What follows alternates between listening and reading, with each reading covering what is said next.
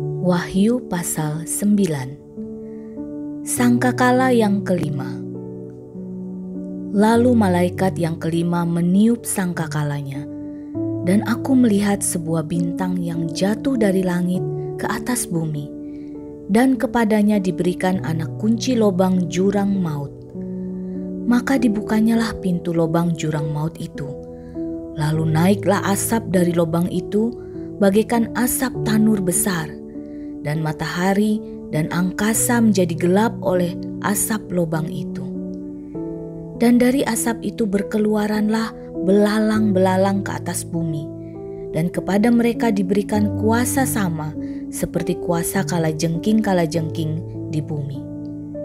Dan kepada mereka dipesankan supaya mereka jangan merusakkan rumput-rumput di bumi atau tumbuhan-tumbuhan ataupun pohon-pohon, melainkan hanya manusia yang tidak memakai meterai Allah di dahinya.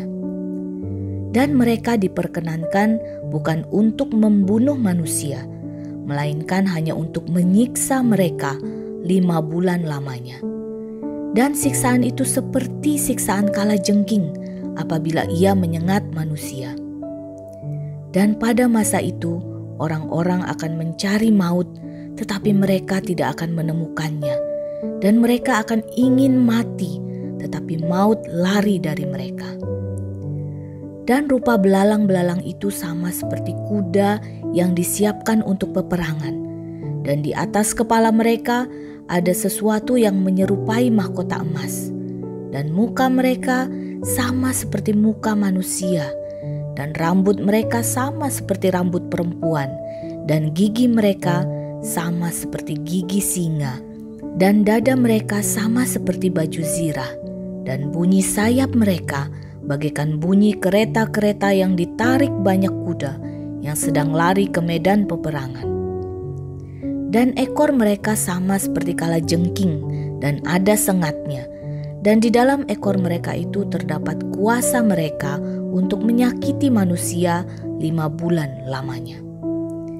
Dan raja yang memerintah mereka ialah malaikat jurang maut.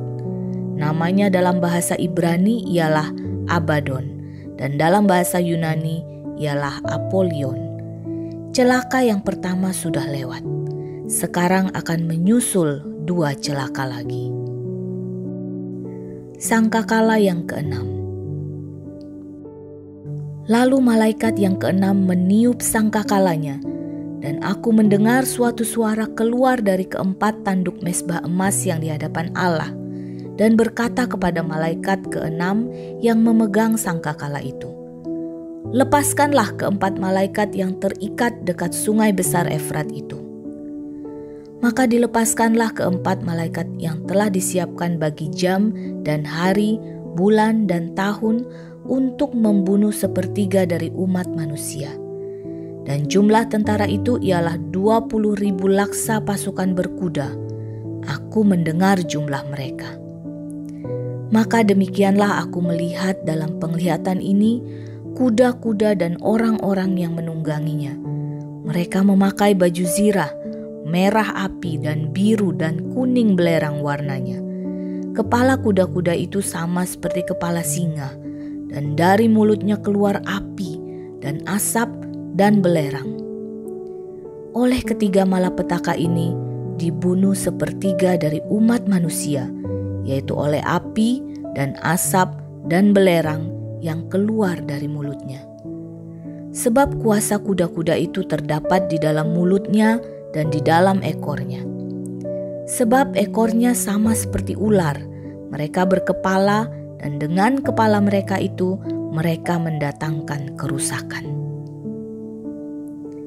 Tetapi manusia lain yang tidak mati oleh malapetaka itu tidak juga bertobat dari perbuatan tangan mereka. Mereka tidak berhenti menyembah roh-roh jahat dan berhala-berhala dari emas dan perak, dari tembaga, batu dan kayu yang tidak dapat melihat atau mendengar atau berjalan. Dan mereka tidak bertobat daripada pembunuhan, sihir, percabulan, dan pencurian.